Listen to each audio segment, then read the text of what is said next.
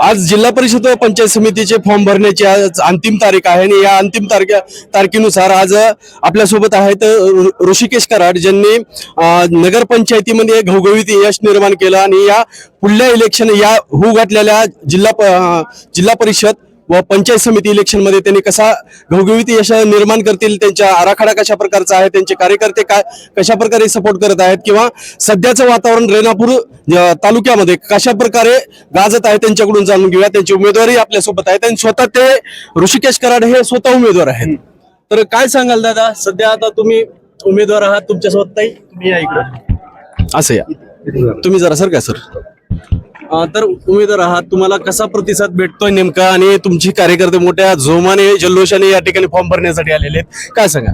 भारतीय जनता पार्टीचे जे काही आज अधिकृत उमेदवार रेणापूर तालुक्याचे असतील, लातूर तालुक्याचे असतील, एक वेगळा इतिहास या लातूर ग्रामीण मतदारसंघामध्ये आम्ही कार्यकर्त्यांच्या जीवावर गेल्या विधानसभेमध्ये घडवला आहे। त्याच्यामुळे आमच्या भारतीय जनता पार्टीच्या कार्यकर्त्याची ताकद ही काय आहे हे आपण सगळेजण जाणता। आणि आता जर रेणापूर तालुक्याचा विचार करायला गेला तर रेणापूर तालुका हा पूर्वीपासून लोकनेते गोपीनाथरावजी मुंडे साहेबांना मानणारा मतदारसंघ, त्यांना तळहाताच्या पोडासारखा जपलेला हा मतदारसंघ आहे।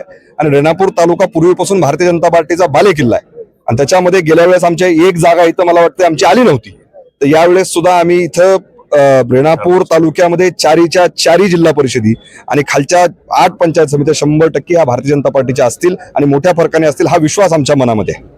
आता एक जनतेमध्ये एक संभ्रम आहे, त्या संभ्रमाला एक कायमचा मिटवण्यासाठी किंवा त्यांच्याकडून जाणून घेऊया नेमकं।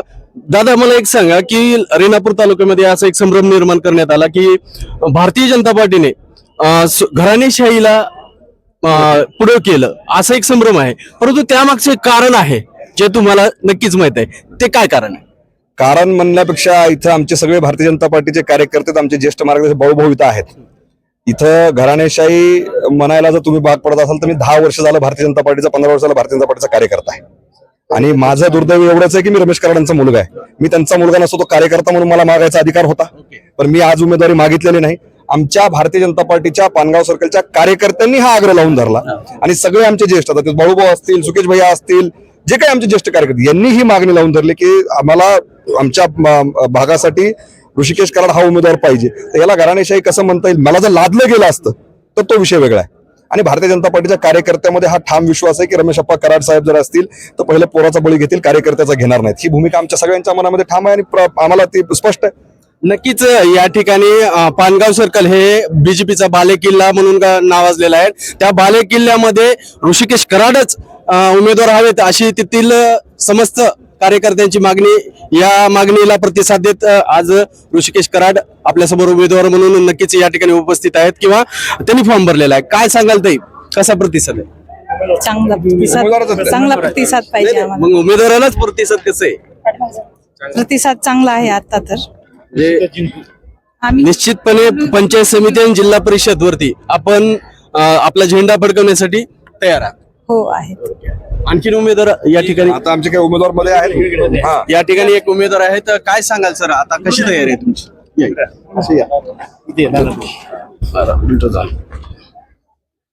कशी तयारी? निवडणुकीच्या प्रक्रियेमध्ये ज्या ज्या गोष्टीची तयारी लागते, पूर्वतयारी, ती पूर्णपणे भारतीय जनता पार्टीच्या अगदी ग्राउंड लेवलच्या कार्यकर्त्यांनी निवडणुकीची आम्ही पूर्ण तयारी केलेली आहे।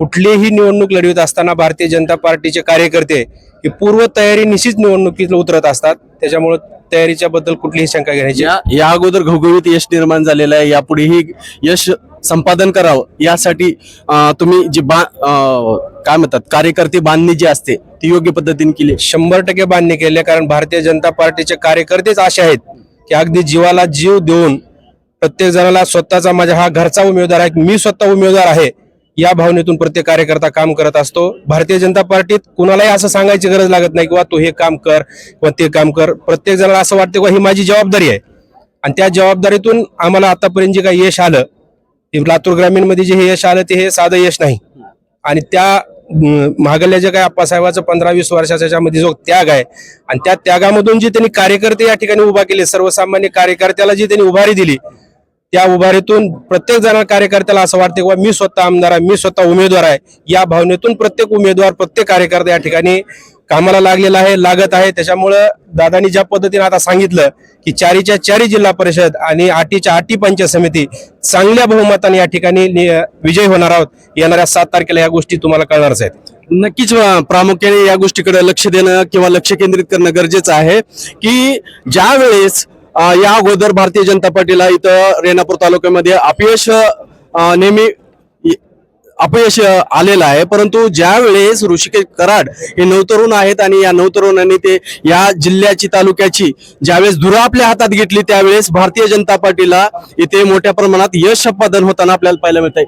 काय सांगाल नेमकं काय जादू केली नेमकं तुम्ही जेव्हापासून ही धुरा सांभाळली त्यावेळेस काहीतरी बदल रेणापूर तालुक्यात दिसून येतो? मी ही धुरा सांभाळलेली नाही. पहिली गोष्ट, मी एक भारतीय जनता पार्टीचा सर्वसाधारण कार्यकर्ता आहे आणि सगळ्या कार्यकर्त्यांनी आमच्यामध्ये एक भारतीय जनता पार्टीमध्ये वेगळं काय ते एवढंच आहे की पार्टी कार्यकर्त्याच्या मालकीची आहे, पुन्हा एकाच्या मालकीची नाही. म्हणून आमचा जो कार्यकर्ता हा प्रत्येक कार्यकर्ता त्या भूमिकेतनं काम करतो आणि मी धुरा सांभाळायचा विषयच येत नाही. आमचे नेते आदरणीय श्री रमेशप्पा कराड साहेब या मतदारसंघामध्ये गेले 20 वर्ष झालं संघर्ष करतायत. गोरगरिबांच्या अडचणी असतील, वंचितांच्या अडचणी असतील, प्रत्येकाच्या अडचणीला सत्ता नसताना धावून गेलेले आहेत. आणि 2017च्या नंतर ज्या वेळेला आमच्या नेत्याला विधान परिषदेवर घेतलं गेलं त्या 3-4 वर्षाचा कार्यकाळ आमचा म्हणजे अख्ख्या लातूर ग्रामीणने बघितला आणि हा आता 1 वर्षाचा जो आमचा विधानसभेचा कार्यकाळ आहे ही सगळी जनता बघतीये. एक असा नेता ज्याचं आपल्या गावाकडच्या भाषेमध्ये एक म्हणणं असते की आमच्या नेत्याचं मनगट बारीक आहे, कुठल्याही सर्वसाधारण माणसाला सहज सापडतं आमचं मनगट. आणि आमचा नेता 12 महिने 24 तास इथं लातूरमध्येच आहेत आणि ऑफिसला आहेत, सर्वसामान्यामध्ये आहेत आणि वशिला आमच्याकडे लागत नाही म्हणून जनतेचा विश्वास आमच्यावर आहे. आणि तो विश्वास आम्ही फक्त एवढंच होतं की गेल्या 10-15 वर्षामध्ये आम्हाला काही कारणास्तव यश आलं नाही, पण या वेळेला आमच्या कार्यकर्त्यांनी ठरवलं होतं की ही निवडणूक आपली शेवटची निवडणूक आपल्या नेत्यासाठी आपल्याला लढायची आहे. आणि हा रेणापूर तालुका गेले म्हणजे 2009च्या नंतर म्हणजे 2000 शेवटचा इथं जो भारतीय जनता पार्टीचा गुलाल होता हा 2004चा होता आणि त्या दिवशीपासून स्वप्न डोळ्यामध्ये बांधून बसला होता की इथं परत एकदा भारतीय जनता पार्टीचा गुलाल उधळला जावा आणि यावेळेस झाला आणि कार्यकर्त्यामध्ये तो विश्वास अजून कायम आहे. दादा पाहायला गेलं तर अनेक वर्ष इथं प्रशासक राज होतं, प्रशासक अधिकारी होते.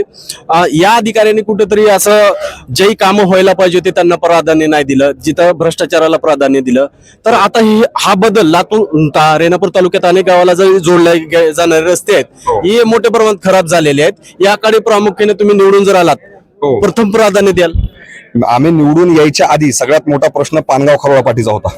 तुम्हाला माहिती असेल इथं पानगावकर बसलेले आहेत आणि आज त्या रस्त्याला ज्यांनी अडवलं, ज्यांनी शेतकऱ्यांना वेटीस धरलं ते आज विकासाच्या गोष्टी त्या पानगावामध्ये करतायत. मी त्या भागात जाता मला आता त्या खोलीत जायचं नाही, पण तो रस्ता आम्ही निवडणूक लढायच्या आधी, निवडणूक घोषित व्हायच्या आधी पाठपुरावा करून तो पूर्ण करून घेतला. एक गोष्ट. आणि इथून पुढच्या काळामध्ये आमचं ध्येयच विकास आहे. आम्ही कधी कुठल्या दुसऱ्या गोष्टीवर राजकारण करत नाहीत, कुणाच्या अडवणुकीवर राजकारण करत नाहीत. आम्हाला प्रामाणिकपणे आम्ही जनतेमध्ये फक्त आणि फक्त सेवा करायची आहे. या भावनेतून आम्ही सगळे जनतेमध्ये होतो, आम्हाला सेवाच करायची आहे. नक्कीच जनतेला जर बदल पाहायचा असेल कॅमेरामॅनला मी विनंती करतो आजूबाजूला थोडा कॅमेरा फिरवा.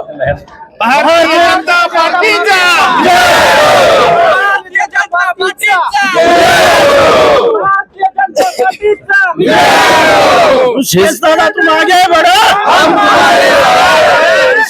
तुम आगे बढ़ो, तुम आगे बढ़ो.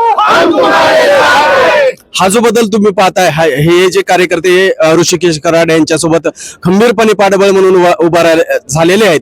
नक्कीच पंचायत समिती व जिल्हा परिषद या ठिकाणी नक्कीच यांचे उमेदवार मोठ्या मताधिक्याने निवडून येतील अशी ही पब्लिक सांगते. तुम्हाला एकच बोलायचं आहे, तुम्ही काँग्रेसवाल्याची बाईट घेताल तर ते तुम्हाला एकच सांगतील की बाहेरचा उमेदवार इकडे लादला तिकडे लागला. त्यांना फक्त एवढंच विचारा की ज्या मालकाची पगार घेऊन ते काम करतायत तो मालक कुठल्या मतदारसंघातला होता. लातूर शहरात असं अनेक वेळेस घडलेलं आहे की बाहेरच्या वार्डातील उमेदवार दुसऱ्या वार्डात दिले तरी ते निवडून आले. ज्या मालकाची पगार घेऊन ते काम करतायत आज तो मालक कुठल्या मतदारसंघातले होते? सन्माननीय माजी आमदार आहेत ते, त्यांनी जिल्हा परिषद कुठून लढली